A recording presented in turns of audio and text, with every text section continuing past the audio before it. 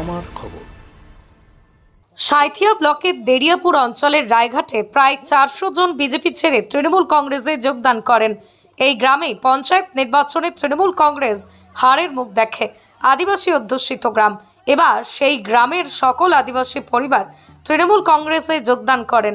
তাদের হাতেই দলীয় পতাকা তুলে দেন রাজ্যের মন্ত্রী চন্দ্রনাথ সিংহ। ছিলেন সাঁইথিয়া ব্লকের সভাপতি সাবের আলী, আদিবাসী নেতা রবি মুর্মু, বিশ্ববিজয় মাটি, বুদ্ধদেব হাঁসদা সহ স্থানীয় নেতৃত্ব।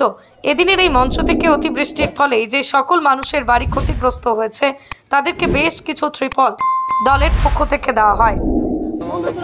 আচ্ছা, এবার লুডু সরেন।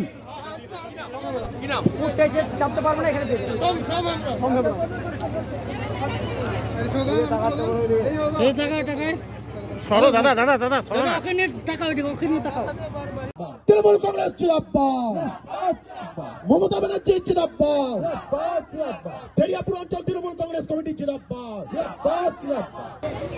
আজকে দেড়িয়াপুর অঞ্চলের রায়হাট সংসদ দুটো বুথে প্রায় 350 থেকে 400 পরিবার আজ জয়েন করলো এবং তারা ভুল করেছিল, তারা স্বীকার করেছে যে লোকসভা ভোটেও তারা আমাদের সঙ্গে ছিল না, পঞ্চায়েতও আমাদের সঙ্গে ছিল না। তারা বিজেপির মুখোশ এবার খুলে যাচ্ছে আস্তে আস্তে।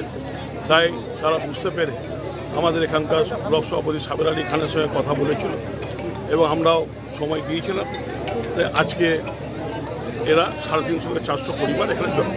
আর তাছাড়াও দেখলাম যে বেশ কিছু দুস্থ মানুষকে যারা এখানে কিছুটা নদীর ধারে গ্রাম, এখানে গ্রামগুলো তো ক্ষতি হয়েছে, কিছু করে ক্ষতি হয়েছে, আংশিক ক্ষতি।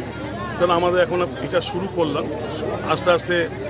তারা যাদের ক্ষতি হয়েছে তাদের যথাযোগ্য দল থেকে, সরকার তো করছেই, আমরা দল থেকেও সাহায্য করব।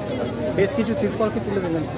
আজকে সূচনা হলো, 5টা তিরপল দিয়ে সূচনা করলাম।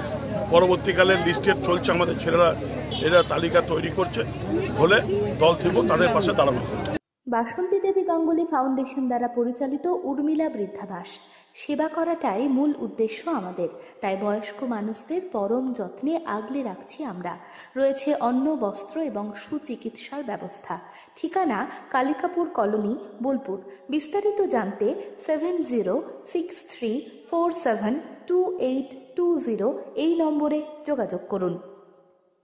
দেখতে চোখ রাখুন আমাদের ফেসবুক ও ইউটিউব চ্যানেলে।